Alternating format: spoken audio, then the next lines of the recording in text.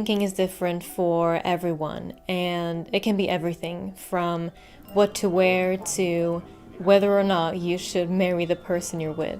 And for some people, it's a once in a while occurrence, while for others, it's more of a chronic state of being. And sometimes it might only occur during certain situations, such as social interactions, while other times it might affect multiple or perhaps even all areas of a person's life.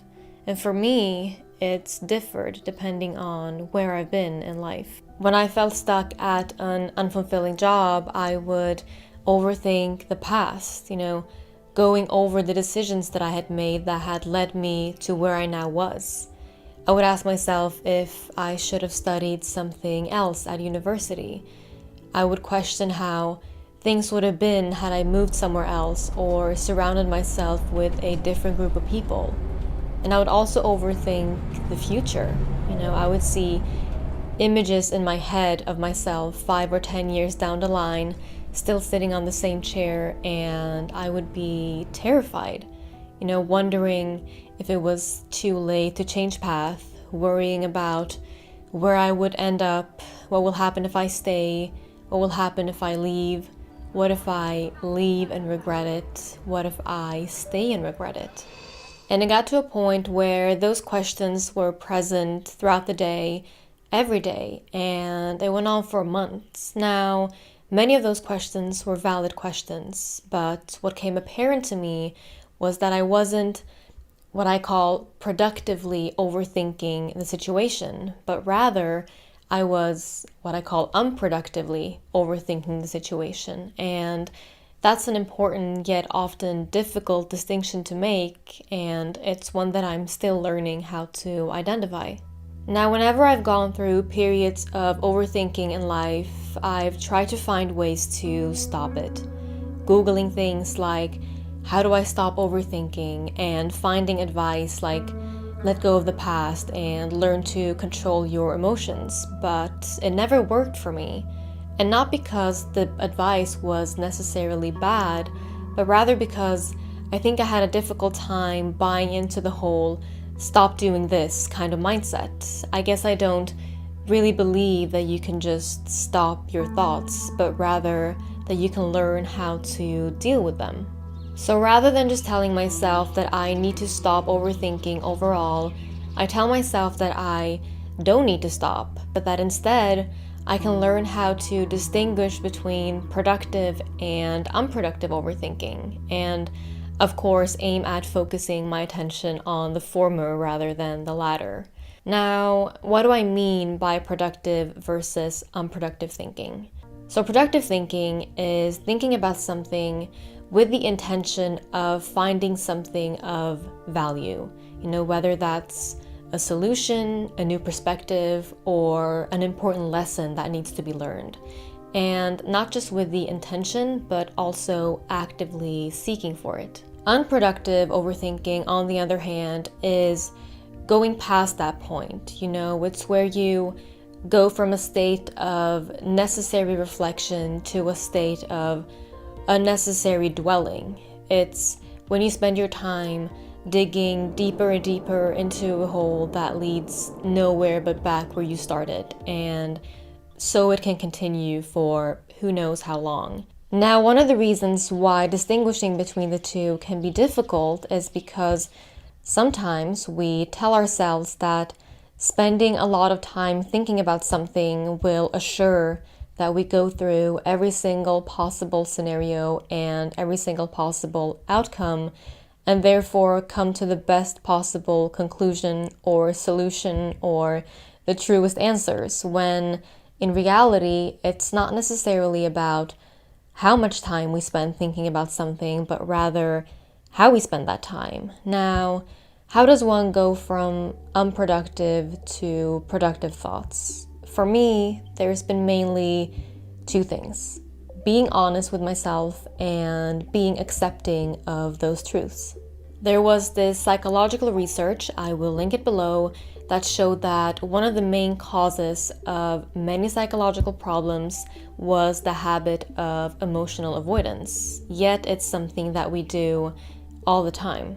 When I felt like my job wasn't fulfilling, I didn't want to be honest about that with myself at first. So I tried to suppress my emotions. And there can be a lot of reasons for why we're not honest with ourselves. Perhaps we're avoiding something. Perhaps we're ashamed or regretful or fearful, and nobody wants to feel those things. So we lie to ourselves because we're scared of what might come out of the truth, and we would rather be comfortable, even if we know that sooner or later the kettle is going to boil over and that we're going to have to deal with the mess that it's going to cause. Honesty takes courage because it means that despite fear, you step out of your comfort zone and expose yourself to unexplored territory, and that you're going to have to face a certain level of uncertainty that might come with that. And it's taking some sort of action. As Eckhart Tolle wrote in his book, The Power of Now, any action is often better than no action, especially if you have been stuck in an unhappy situation for a long time. If it's a mistake, at least you learn something, in which case it's no longer a mistake. If you remain stuck, you learn nothing. Long story short, I eventually chose to be honest with myself and say that I don't feel fulfilled here, and it threw me right into the loop of overthinking, and I chose to try to deal with it the best way that I know how, which is through writing. So I would go over the thoughts one by one, trying to categorize them into helpful or not helpful. And I would start with the loudest ones and ask myself questions like, is this focusing on the problem or a solution? Does this have the potential of making my situation better or worse? And is this important? Now, the point of doing this is to work your way through the noise and to try to get rid of as much of it as you can. Noise being any thought that wastes your mental energy by putting you down or distracting you from what you should be focusing on, which is any thought that could bring any sort of clarity to your situation. Now, I cannot tell you exactly how to distinguish between productive and unproductive thoughts, partly because I myself struggle with that, and partly because it depends on your situation and what it is that you're dealing with. But I think that as you start going over your thoughts, it'll become easier and easier to navigate. Now, perhaps you will end up realizing that out of all of those thoughts, there is only one that truly matters to you. Or perhaps you'll end up realizing that there is more than one. Whatever you end up realizing, it's a piece of information that you didn't have before, and hopefully you will make good use of it. Now look, I still find myself getting lost in a whirlwind of thoughts that lead me nowhere. I still find myself overthinking the silliest of things. I'm not a Zen master, and I'm okay with that, as long as it's not doing any damage to my mental health. Like, I'm terrible at picking what to eat at restaurants. If there's more than 10 items on the menu, it's no longer going to be lunch because we will be there till dinner time. And if you can relate to that, one advice that I have is to check the menu before going to the restaurant. I almost always do that. Now, I would like to thank today's sponsor, which is Audible. Now, if there is one person who can describe some of the topics that I've covered in this video in the most incredible way, it's Eckhart Tolle. His audiobook, The Power of Now, is one that I keep going back to because every time I listen to it, I think of something differently and I learn something new, and it's truly shifted my way of thinking. I highly recommend it. I think it's incredible that we live in a time where consuming knowledge is so ridiculously easy. The fact that you can have any audiobook you want available to you at all times in your phone or on any device, and that you can listen to it before going to bed or while cooking or commuting, it's been a game changer for me.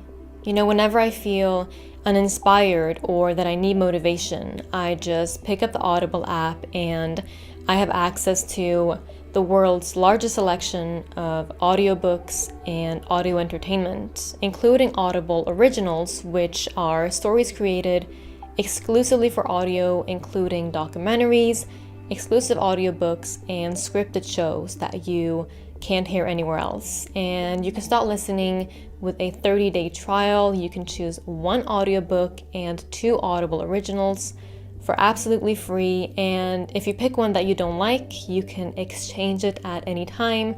And even if you were to cancel your membership, you still get to keep your listens in your library forever. To start your free trial, visit audible.com/Lana Blakely or text Lana Blakely to 500-500.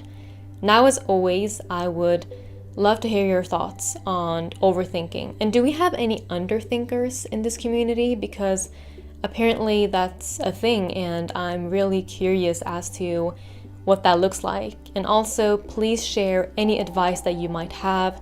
I know that there are people who really struggle with overthinking every day, and you're all pretty good at giving advice in the comments, and it's highly appreciated. So let's help each other out.